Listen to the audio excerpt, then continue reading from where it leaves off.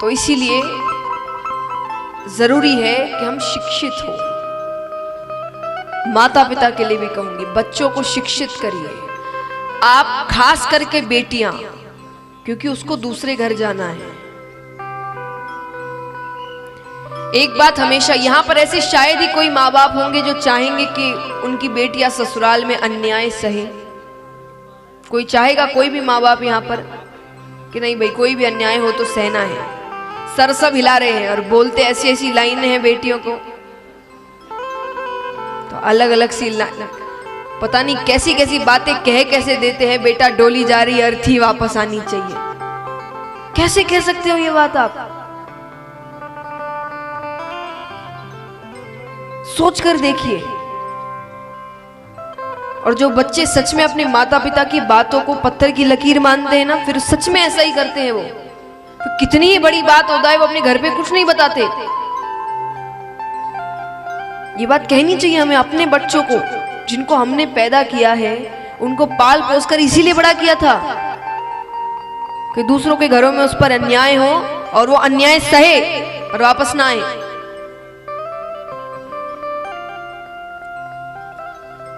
एक सच्ची बात आपको बताती हूँ। देखिए, कुछ चीजें हैं जो आजकल खराब भी हो रही है। मैं ये नहीं कहती सब कुछ सही है, कई जगह है रिश्ते जबरदस्ती टूट रहे हैं। लेकिन कहा जाता है कि पहले ज्यादातर रिश्ते इसीलिए टिके हुए थे क्योंकि औरतें घर पर सब कुछ सहती थी, कुछ नहीं कहती थी। आजकल सहती नहीं। तो एक बात बताइए, ज्यादा सही कौन सा है? नहीं सहना ना। हम कहते हैं आजकल देखो बिल्कुल सहन शक्ति नहीं है, तो क्यों हो? गलत को सहना भी गलत है। भगवान ने कहा है, ये सिर्फ हम नहीं कहते, भगवान कहते अन्याय करने वाला और सहने वाला दोनों ही गलत है। जिसको पता है उस पर अन्याय हो रहा है फिर भी वो चुपचाप सह रहा है, इसका मतलब वो गलत है। गलत के लिए आवाज, अरे भगवान ने अर्जुन को परिवार से झगड़ने को कह दिया था क्योंकि वो गलत थे। इससे बड़ी बात भगवान कह सकते हैं? हम सब ये बातें कहते नहीं सहन शक्ति। भगवान ने अर्जुन को अपने परिवार से लड़ने को कहा था, अपने भाइयों को मारने को कहा था। क्यों? क्योंकि वो गलत थे। तो गलत के आगे आवाज उठाना चाहिए। तो आपकी बेटियां, आपके बच्चे दूसरे घर में अन्याय तभी सहेंगे जब वो अपने पैरों पर खड़े नहीं होंगे, क्योंकि उनको पता है यहां भी किसी पर निर्भर है, वहां भी पिता पर निर्भर ही होना है। तो उनको सुखी रखते हैं ना, क्यों दुखी करे? एक ना एक पर तो निर्भर ही होना है, तो यही रहते हैं, छोड़ो। पर जो अपने पैरों पर खड़ी होगी, जो किसी पर निर्भर नहीं होगी, वो अन्याय नहीं सहेगी कि मुझे किसी पर निर्भर नहीं होना है आगे जाकर।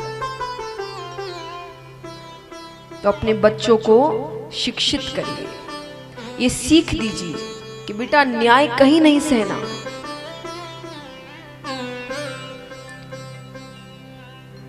एक प्रश्न मैं पूछूंगी सभी माता पिताओं से, खास करके यहां पर कितने हैं जिन्होंने अपने बच्चों को आज तक एक ना एक बार ये लाइन जरूर बोली है, बेटा कुछ गलत मत करना, हमारी इज्जत नहीं खराब करना वरना हम मर जाएंगे।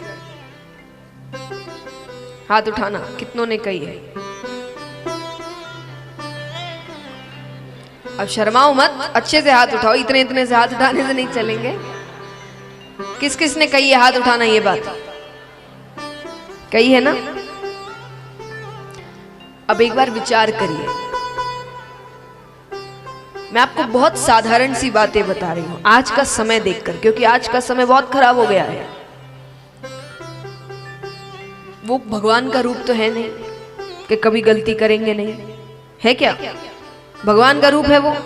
हम में से आप कोई भी भगवान का रूप है जो कभी जिंदगी में गलतियां नहीं करते। मान लीजिए आपके बच्चे से गलती हो गई, अब वो आपके पास तो नहीं आएगा क्योंकि आपने उससे क्या कहा है कि हम मर जाएंगे। अब आपके पास तो कत्ते ही नहीं आने वाला।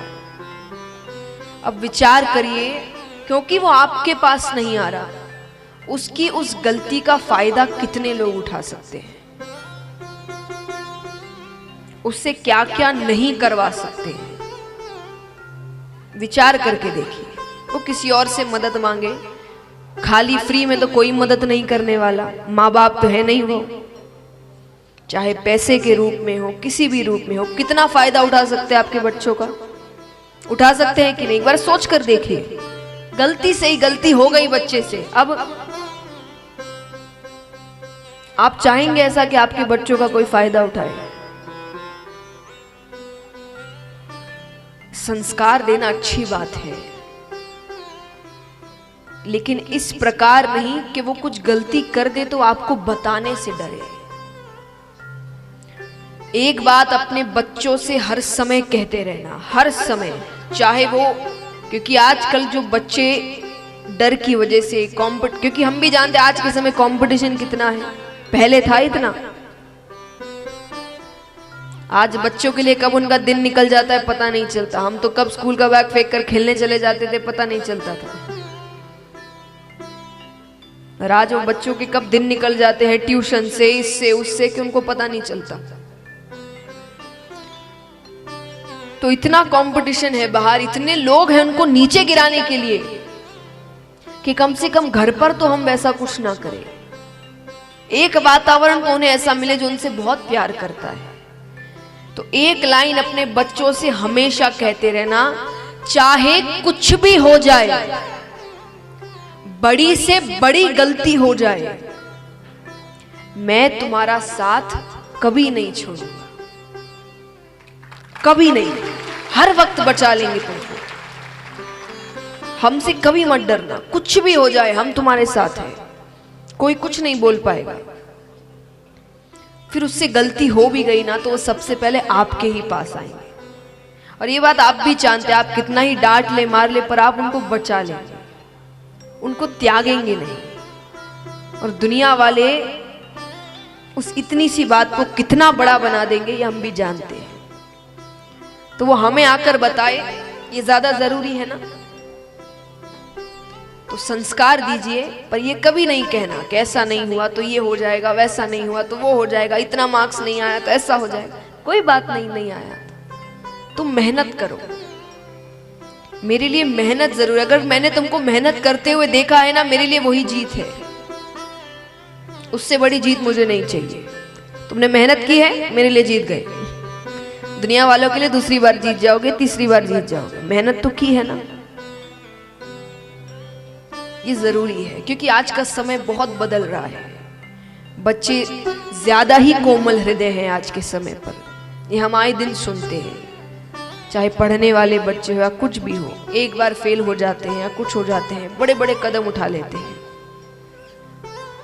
क्योंकि बाहर ऑलरेडी उनको बोलने वाले बहुत बैठे हैं। और एक बात याद रखना, बच्चों को बाहर वाले क्या बोलते हैं इससे कोई फर्क नहीं पड़ता।